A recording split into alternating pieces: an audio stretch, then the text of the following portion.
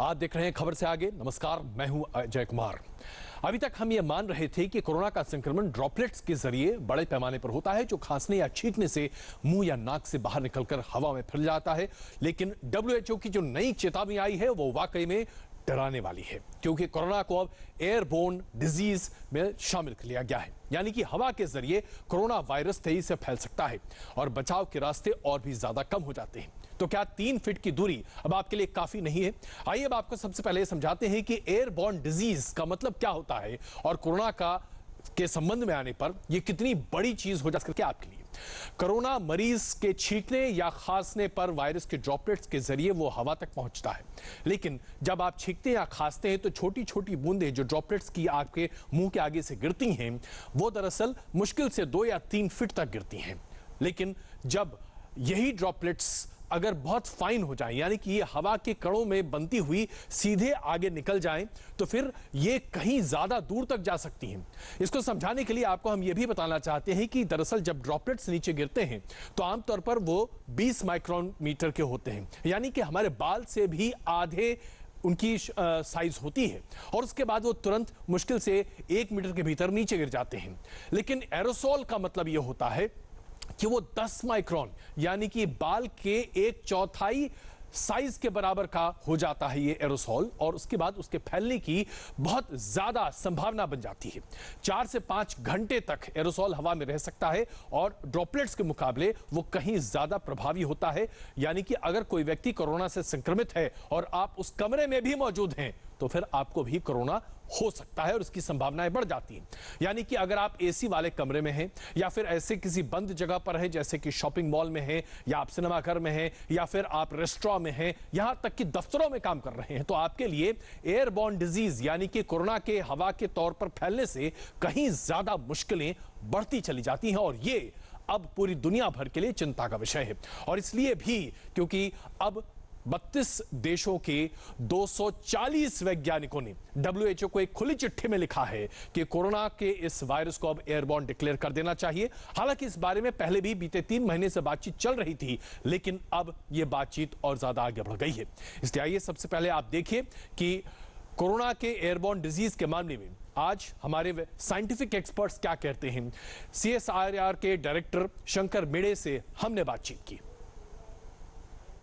हाल ही में एक पर्ची छपी थी proceedings of national academy of sciences USA में कि हो सकता है कि ये वायरस का ट्रांसमिशन जो वो एयरबोर्न हो, तो वो सही हो सकती है, लेकिन इसमें चिंता करने की जरूरत नहीं है। तो सर एयरबोर्न है तो उससे फैलने के चांसेस ज़्यादा नहीं हो जाएंगे, तो आप कह रहे हैं चिंता नहीं करने की ज़रूरत है? मतलब नहीं, उसे जो उन लोगों ने रिकमेंड किया है कि अगर हम सब लोग अगर मास्क पहन ले तो उससे प्रोबेबिलिटी के वायरस को कैच करने की कम होती है, इसलिए मास्क पहनना बहुत ज़रूरी है। और ये अगर मैसेज लोगों तक पहुँचे कि कभी भी घर से बाहर निकलते वक्त मास्क ज़रूर पहने, इनक्लोज एरिया में कुछ फंक्शंस वगैरह ना करें जहाँ पे काफ़ी ज़्यादा लोग हो, हवा वगैरह आने जैसी बात करें कि पूरा वेंटिलेशन अच्छा हो किसी भी कमरे का। और तीसरी बात यह है कि WHO ने भी ये कहा हुआ है कि एरोसोल के थ्रू ट्रांसमिशन होता है इसका। जो व्यक्ति पीड़ित है वो जब खांसता है या सांस लेता है तो एरोसोल निकलते हैं। अब एयरबोर्न का सिर्फ डिफरेंस ये है एरोसोल से, ये है कि साइज़ ऑफ पार्टिकल क्या है एरोसोल का। अगर वो 10 माइक्रोन और उससे ज़्यादा का साइज़ हो तो उसको हम रेस्पिरेटरी ड्रॉपलेट्स कहते हैं, और 5 माइक्रोन से कम हो, जैसे 2.5 माइक्रोन का अगर साइज़ हो तो इसको हम लोग ड्रॉपलेट न्यूक्लियाई कहते हैं। और ड्रॉपलेट न्यूक्लियाई जो हवा में रहता है, अगर वो कोई सांस लेते हुए वो ड्रॉपलेट न्यूक्लियाई उसके शरीर में चले जाए तो उसको कोविड हो सकता है। इसको हम लोग एयरबोर्न ट्रांसमिशन कहते हैं। यानी कि अब एक तरह से यह तय हो चुका है कि एयरबोर्न ट्रांसमिशन बड़े पैमाने पर न सिर्फ हिंदुस्तान में बल्कि दुनिया के कोने कोने में हो रहा है, और इसके लिए बचाव के रास्ते भी स्पष्ट हैं। यानी कि आपको मास्क पहनना अत्यंत आवश्यक है, पूरे वेंटिलेटेड जगह पर रहिए, अन्यथा आपके लिए बहुत दिक्कत हो सकती है।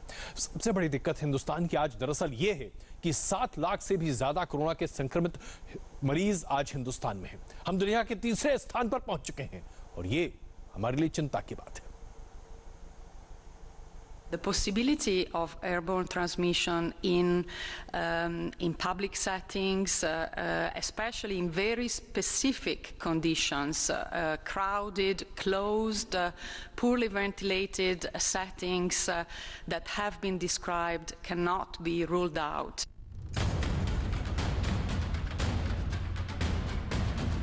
कोरोना वायरस का कहर कब रुकेगा ये तो आने वाला वक्त ही बताएगा, लेकिन फिलहाल देश में कोरोना से संक्रमित मरीजों की संख्या तेजी से बढ़ रही है।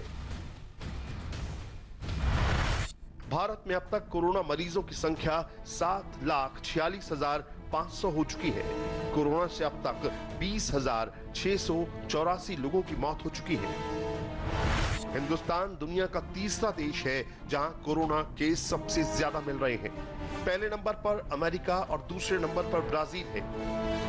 भारत में कोरोना की स्पीड कितनी तेज है उसका अंदाजा इन आंकड़ों से लगाया जा सकता है। भारत में 4 जुलाई को कोरोना मरीजों की संख्या 6,73,904 हो गई थी। 5 जुलाई को कोरोना संक्रमित मरीजों की संख्या 6,97,836 हुई। 6 जुलाई को 7,20,346 कोरोना पॉजिटिव मरीज थे। 7 जुलाई को ये संख्या 7,43,481 पहुंच चुकी थी। इस बीच देश में कोरोना टेस्टिंग की संख्या में भी लगातार इजाफा देखने को मिल रहा है। Indian council of medical research के मुताबिक पिछले 24 घंटे में करीब 2.5 लाख से ज्यादा लोगों का कोरोना टेस्ट हुआ। वहीं देश में अब तक 1 करोड़ से ज्यादा लोगों का कोरोना टेस्ट किया जा चुका है। वहीं अगर भारत के 3 बड़े शहरों की बात करें जिनमें कोरोना का ग्राफ लगातार बढ़ रहा है, उनमें पहले नंबर पर महाराष्ट्र है जहां करीब 2,17,000 कोरोना के मरीज हैं। दूसरे नंबर पर तमिलनाडु है जहां करीब 1,19,000 कोरोना संक्रमित मरीज हैं। वहीं राजधानी दिल्ली तीसरे नंबर पर है जहां अब तक करीब 1,03,000 कोरोना के मरीज हैं। दिनों दिन कोरोना का संक्रमण बढ़ता चला जा रहा है और सबसे बड़ी दिक्कत की बात यह है कि अब बारिश का मौसम आ चुका है। ऐसे में आपने देखा कि प्रधानमंत्री नरेंद्र मोदी ने 30 जून को अपने राष्ट्र के संबोधन में स्पष्ट कहा था कि अगर बचाव नहीं किया गया तो बहुत दिक्कतें हो सकती हैं। इसलिए एक बार फिर देखिए प्रधानमंत्री जी ने हमें कैसे चेताया था। कोरोना वैश्विक महामारी के खिलाफ लड़ते लड़ते अब हम अनलॉक 2 में प्रवेश कर रहे हैं और हम उस मौसम में भी प्रवेश कर रहे हैं जहां सर्दी, जुकाम, खांसी, बुखार ये सारे न जाने क्या क्या होता है, ये मामले बढ़ जाते हैं। ऐसे में मेरी आप सभी देशवासियों से प्रार्थना है कि ऐसे समय अपना ध्यान रखिए। प्रधानमंत्री की ये गुजारिश आपके लिए इसलिए बहुत महत्वपूर्ण है कि मौसम बदल रहा है। बारिश बहुत तेजी से पूरे देश भर में फैल रही है और लगातार सर्दी, जुकाम, बुखार, जिसे हम आमतौर पर फ्लू कहते हैं, उसके लक्षण सामने आ रहे हैं। सबसे बड़ी बात यह है कि कोरोना और फ्लू के लक्षण बिल्कुल समानांतर हैं, एक जैसे होते हैं।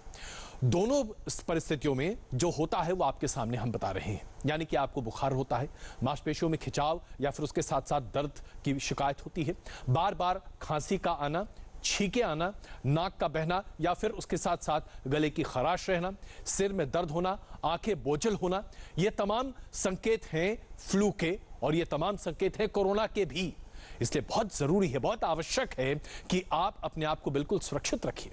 हालांकि अगर आपको सर्दी, जुकाम, बुखार हो तो आमतौर पर फ्लू 3 से 4 दिनों में एंटीबायोटिक के साथ ठीक हो जाता है, लेकिन अगर कोरोना खुदा न खास्ते आपको है तो उसके लिए आवश्यक है कि आप जल्द से जल्द टेस्टिंग कराएं।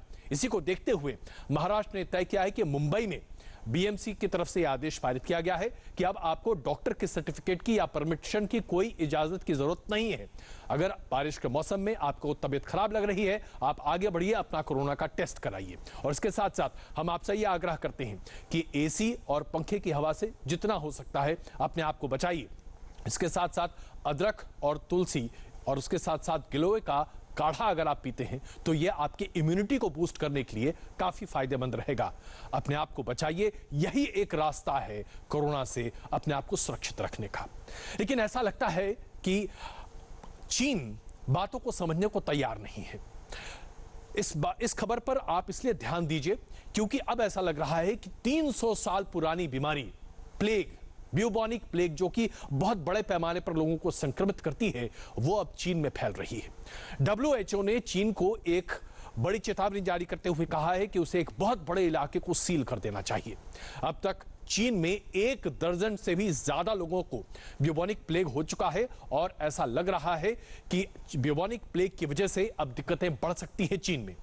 WHO ने यह चेतावनी जारी की है। याद कीजिए, यह वही ब्यूबोनिक प्लेग है जिसने बीते 300 सालों में 40 करोड़ से ज्यादा लोगों की जान ली है। दरअसल प्लेग के बारे में आपके लिए जानना आवश्यक है कि यह बहुत जबरदस्त संक्रमित बीमारी है। एक दूसरे के संपर्क में आने के साथ ही ब्यूबोनिक प्लेग बहुत तेजी से फैलती है। इसलिए प्लेग के बारे में आप ये जानकारी जरा गौर से समझिए और इसे अपने दिमाग में बैठा लीजिए। प्लेग दरअसल एक बैक्टीरिया की वजह से होता है। इस बैक्टीरिया का नाम है यर्सीनिया पेस्टिस। यह बैक्टीरिया आमतौर पर चूहे के शरीर में चिपक जाता है और इसकी वजह से इसका प्रसार होता है। प्लेग 2 तरह का होता है, न्यूमोनिक और ब्यूबोनिक। आमतौर पर ब्यूबोनिक प्लेग लोगों में ज्यादा फैलता है और यह बहुत ज्यादा संक्रमित होता है। जब यह बैक्टीरिया प्लेग का आपके फेफड़ों तक पहुंच जाता है तो इसे न्यूमोनिक प्लेग कहते हैं। न्यूमोनिक प्लेग में आमतौर पर सांस लेने में बहुत दिक्कतों की बात सामने आती है। प्लेग के लक्षण भी, जी हां, प्लेग के लक्षण भी कोरोना के संक्रमण के लक्षण के आसपास ही हैं। इसलिए आपको इस बात का बहुत ध्यान रखना चाहिए। सबसे बड़ी बात यह है कि प्लेग के लक्षण के साथ जिस तरह की प्लेग की बीमारी और बैक्टीरियल इन्फेक्शन है, इसके लक्षण 7 दिन में पूरी तरीके से सामने आ जाते हैं। क्या होता है अगर प्लेग होता है? तो प्लेग में मरीजों को बहुत तेज बुखार आता है, खांसी भी बहुत तेज होती है, जबरदस्त ठंड लगती है, पूरे शरीर में दर्द होता है, कमजोरी महसूस होती है और उल्टियां होती हैं। ये सभी लक्षण आपको कोरोना के संक्रमण के दौरान भी होते हैं। इसलिए हम आपको आगाह कर रहे हैं कि आप अपने आप को बचा कर रखिए। ब्यूबोनिक प्लेग से आमतौर पर 30 से 40% तक मृत्यु का खतरा होता है, जो कि हम सब के लिए बहुत बड़ा खतरा है। अब आपको हम ये बताना चाहते हैं कि आखिरकार ये ब्यूबोनिक प्लेग के बारे में किस तरह से चीन में ये बात सामने आई, कैसे चीन इसे दबाता रहा है, क्योंकि बीते कुछ सालों से ब्यूबोनिक प्लेग चीन के विभिन्न हिस्सों में पाया जाता रहा है। जी हां, आइए इस खबर को ध्यान से देखिए। कोरोना के बाद एक और बीमारी से लोगों में डर का माहौल है और वो बीमारी है ब्यूबोनिक प्लेग। ब्यूबोनिक प्लेग को काली मौत के नाम से भी जाना जाता है। ताजा मामला चीन के इनर मंगोलिया इलाके का है, जहां बयानूर शहर में ब्यूबोनिक प्लेग के 2 मामले सामने आए हैं। एक चरवाहे के अंदर संक्रमण की पुष्टि होने के बाद उसे क्वारंटीन किया गया और पूरे इलाके में चेतावनी जारी की गई है। पर्यटन स्थलों को बंद कर दिया गया है। ये पहली बार नहीं है जब चीन में ब्यूबोनिक प्लेग का कोई मरीज मिला है, बल्कि उससे पहले चीन में नवंबर 2019 में भी ब्यूबोनिक प्लेग के 4 मरीज सामने आए थे, जिनमें से 2 मरीजों में खतरनाक स्ट्रेन मिले थे। WHO के मुताबिक 2010 से 2015 के बीच दुनिया भर में ब्यूबोनिक प्लेग के 3000 से ज्यादा मरीज मिले और करीब 580 से ज्यादा लोगों की मौत इस संक्रमण की वजह से हुई थी। चीन में ब्यूबोनिक प्लेग के दोबारा सिर उठाने के बाद WHO हरकत में आ गया है और पूरे मामले पर नजर बनाए हुए है। हालांकि WHO ने कहा कि इससे घबराने की जरूरत नहीं है, क्योंकि चीन ने प्लेग को लेकर अच्छे कदम उठाए हैं। इस दौरान WHO की प्रवक्ता मार्गरेट हैरिस ने क्या कहा, सुनिए। चीन और मंगोलिया प्रशासन के साथ मिलकर हम लगातार इस पर नजर रख रहे हैं। अभी हमें नहीं लगता कि ब्यूबोनिक प्लेग का खतरा ज्यादा है, लेकिन सावधानी बरतते हुए मॉनिटरिंग की जा रही है और पैनिक जैसी कोई बात नहीं है। दावा है कि सबसे पहले 14वीं सदी में ब्यूबोनिक प्लेग एशिया से यूरोपीय देशों तक फैला था। 19वीं सदी में चीन के यूनान प्रांत से ब्यूबोनिक प्लेग दुनिया भर में फैला था। अफीम के व्यापार केंद्रों से इस संक्रमण दूसरे देशों में पहुंचा था। ब्यूबोनिक प्लेग का खतरा अभी नहीं के बराबर है, लेकिन ये एक खतरनाक बीमारी है। एक वक्त में अकेले यूरोप में ही इस बीमारी से करीब 5 करोड़ लोगों की मौत हो गई थी। आप देख रहे हैं खबर से आगे, क्योंकि हम आपको देते हैं विस्तृत जानकारी। चीन ने पूरी दुनिया को कोरोना वायरस दिया। ब्यूबोनिक प्लेग का खतरा पूरी दुनिया पर मंडरा रहा है। ऐसे में आपके मन में यह सवाल कौंध रहा होगा कि आखिरकार ऐसा क्या है कि चीन से एक के बाद एक ऐसी भीषण बीमारियां निकल कर आ रही हैं जो लोगों को पूरी तरीके से बर्बाद कर देती हैं। दरअसल यह समझना बड़ा आसान है। चीन में एक प्रचलन है जो कि 1950 के बाद से बहुत ज्यादा तेज हुआ, और वो ये कि दुर्लभ प्रजाति के जानवरों के मांस को खाने का एक बड़ा प्रचलन है। तरह तरह के सांप खाना, चमगादड़ खाना, पैगलॉन खाना, तरह तरह के कीड़े मकोड़े का सेवन करना, ये तमाम दुर्लभ जानवर जिनका मांस आमतौर पर लोग नहीं खाते, आमतौर पर उसका इस्तेमाल नहीं किया जाता, मांस या तक उनका खून या तमाम तरह की चीजों का इस्तेमाल किया जाता है, और यह खाना अपने आप में बड़ा लजीज माना जाता है चीन में। खास करके वुहान के मीट मार्केट में इसकी बहुत डिमांड है। यही वजह है कि वुहान के मीट मार्केट से चमगादड़ के खून से कोरोना का संक्रमण पूरी दुनिया भर में फैला। संयुक्त राष्ट्र की एनवायरमेंट प्रोग्राम और international life stock research institute की एक रिपोर्ट के मुताबिक पिछले कुछ सालों में जानवरों और पक्षियों से इंसानों में फैलने वाली बीमारियां लगातार बढ़ती चली जा रही हैं। विज्ञान की भाषा में ऐसी बीमारियों को जेनेटिक डिजीज कहा जाता है। जी हां, ये आपके पूरे शरीर की काया को ही बदल देते हैं। पिछले कुछ वर्षों में इंसानों ने जानवरों से होने वाली बीमारियों को जिस तरीके से देखा है, उसकी वजह से इबोला, बर्ड फ्लू, सार्स, इसके साथ साथ तमाम अन्य बीमारियां आपके सामने हैं। और ये सब वो जेनेटिक डिजीजेस हैं जो जानवरों से, सुअर से हो सकती हैं, पशुओं से हो सकती हैं, गाय बैल से हो सकती हैं, पक्षियों से हो सकती हैं, और इसकी वजह से ये बहुत तेजी से बढ़ता चला जा रहा है। यूएन एनवायरमेंट प्रोग्राम की ये सलाह है दुनिया भर के तमाम देशों को कि इंसानों को पर्यावरण के साथ साथ जंगली जानवरों और जीवों को भी बचाना चाहिए। अगर आप ऐसा नहीं करते तो फिर आप तमाम तरह की बीमारियों को अपने शरीर में घर कर लेंगे। बीते 100 सालों में इंसान ने नए वायरस से होने वाले 6 तरह के बहुत ही खतरनाक संक्रमण को झेला है, जिसकी वजह से पिछले 50 साल में मांस के उत्पाद में भी तकरीबन 260% की बढ़ोतरी हुई है। रिपोर्ट के मुताबिक प्रोटीन की बढ़ती मांग की वजह से तरह तरह के जानवरों को खाने का प्रचलन बढ़ता चला गया है, और इसकी वजह से इंसान को बहुत बड़ा खामियाजा भी भुगतना पड़ा है। तो आइए अब आपको दिखाते हैं किस तरह से चीन की वजह से आज स्थिति बहुत ज्यादा विकट दूरी भरे में बन रही है।